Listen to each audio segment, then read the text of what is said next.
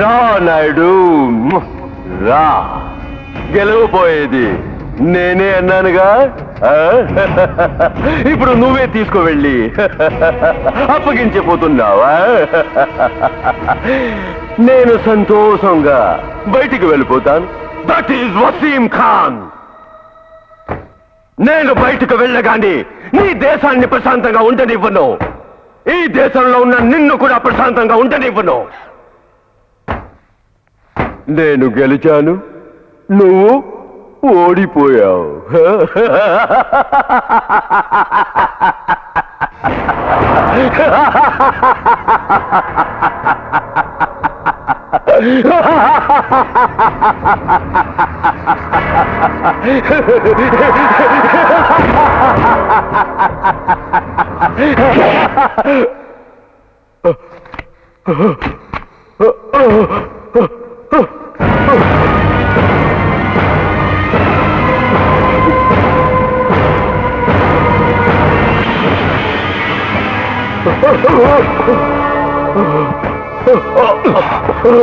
ఇప్పుడే నన్ను ఓడిపోయావు.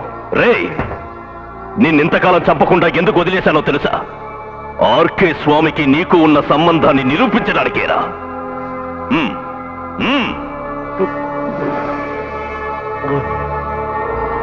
రే, ఈరోజు ప్రభుత్వాన్ని బెదిరించి ఆర్కే స్వామి నిన్ను వదలమని చెప్పాడు. ఇప్పుడు ప్రభుత్వం దృష్టిలో ఆర్కే స్వామి ఒక తీవ్రవాది. ఇక మీదట నువ్వు నాకు అనవసరం. మా 90 కోట్ల భారతీయులు ఒక్కసారి కాండ్రించి ఉమ్మేస్తే అందులో కొట్టుకుపోతారా మీ పాకిస్తాన్ కుక్కలు? ఈ నాయుడు ఒంట్లో చివరి రక్తపు పొట్టున్నంత వరకు మా దేశాన్ని నాశనం చెయ్యడం ఎవరి వల్ల కాదురా. అలా చెయ్యాలనుకుంటే వాళ్ళు ప్రాణాలతో మిగలరు.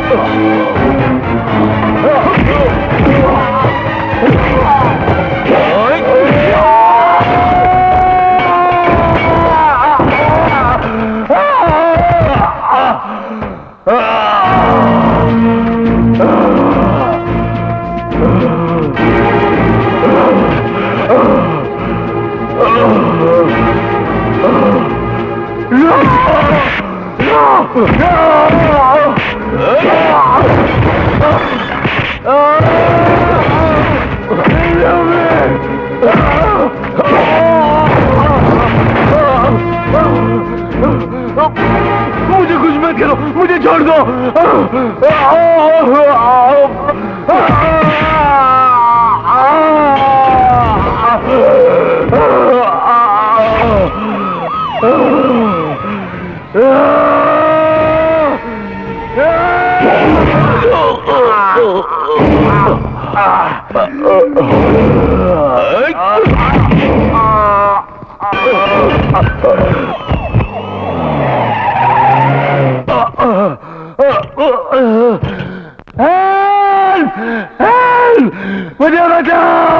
సారీ సార్, నాయుడు గారు ఆర్డర్.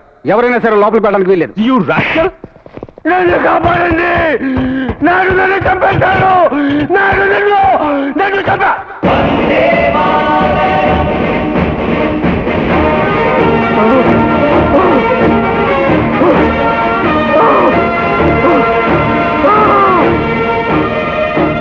నేను గాంధీలా నడుచుకోవడం, సుభాష్ చంద్రబోస్లా మారడం ఇక ముందు నువ్వు నడుచుకోవడంలో ఉంది.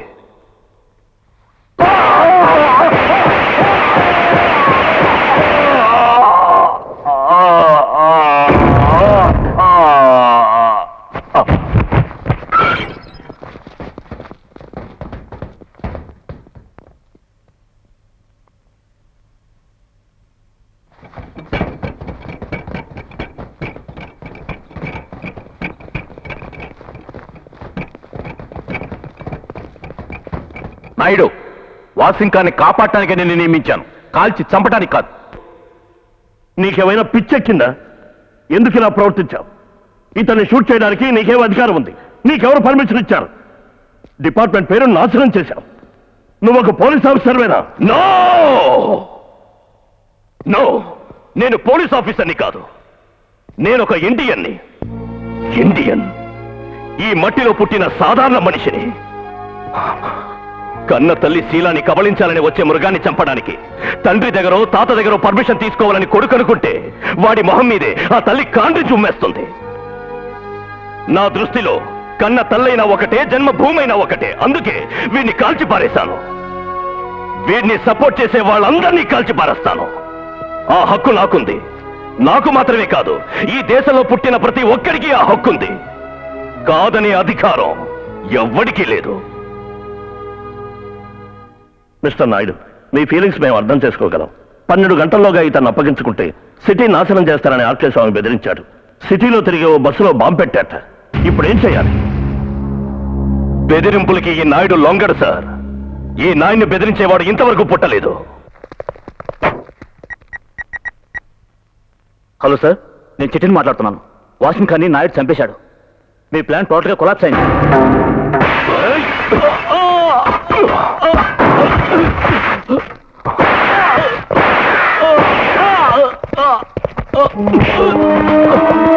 చెప్పరా, చెప్పు. ఏ బస్సులో బాంబు పెట్టారు? చెప్పు. ఏ బస్సో తెలీదు, కానీ ఎవరు పెట్టారో తెలుసు. వాడెక్కడున్నాడు? Hotel Menaka, room number 302. వెంటనే వాడిని అరెస్ట్ చేయండి. Idiot. బస్సులో బాంబు ఉందని చెప్పి ముందు అన్ని బస్సులు ఆపేద్దాం. నోనో, అది ప్రజలకు తెలిస్తే అల్లకల్లోలం అవుతుంది. మరి ఇప్పుడు ఏం చేద్దాం? Wait and see.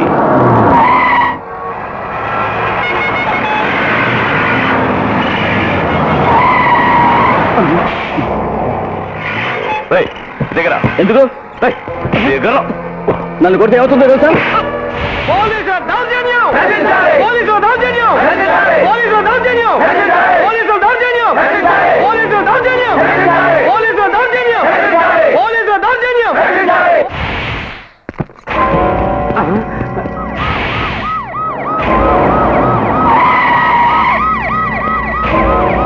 సార్, ఎన్నో విధాలు అడిగి చూసాం, కానీ వాడు ఒకటే సమాధానం చెప్తున్నాడు. రాణిగంజ్ బస్ డిపోలో పెట్టాడట, ఏ బస్సో తెలియదట. కరెక్ట్ గా 12 గంటలకు పేరేట్టు బాంబు సెట్ చేసి పెట్టాట. కానీ బస్సు నంబర్ తెలియదు అంటున్నాడు. డిపోలో 500 బస్సులు ఉన్నాయి. ఏ బస్సులో పెట్టావు?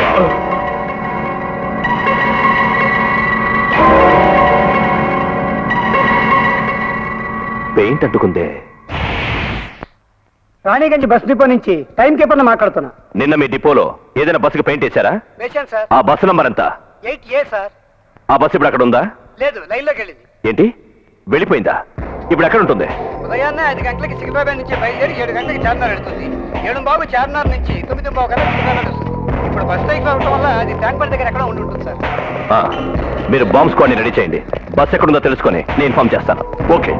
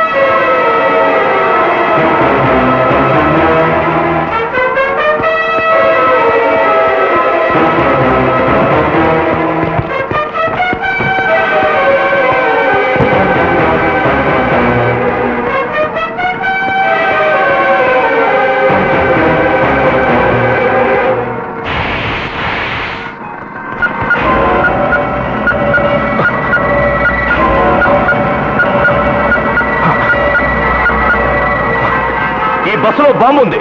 అందరూ పారిపోండి, త్వరగా పారిపోండి.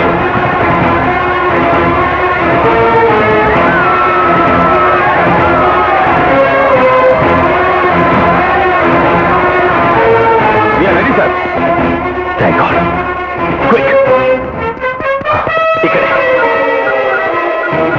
Come on.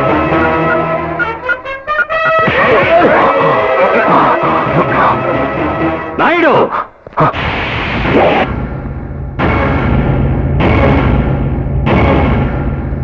వాడు నీకు సాయం చేయడానికి వచ్చిన వాడు కాదు, నిన్ను అంతం చేయడానికి వచ్చిన వాడు నాయుడు. బాంబుని వెతుక్కుంటూ నువ్వు ఇక్కడికి వస్తావని నాకు తెలుసు. అందుకే బాంబు స్క్వాడ్లో అనావరణ పెట్టాను. వాసిం ఖాన్ రిలీజ్ చేయకుండా చంపేశావు కదూ.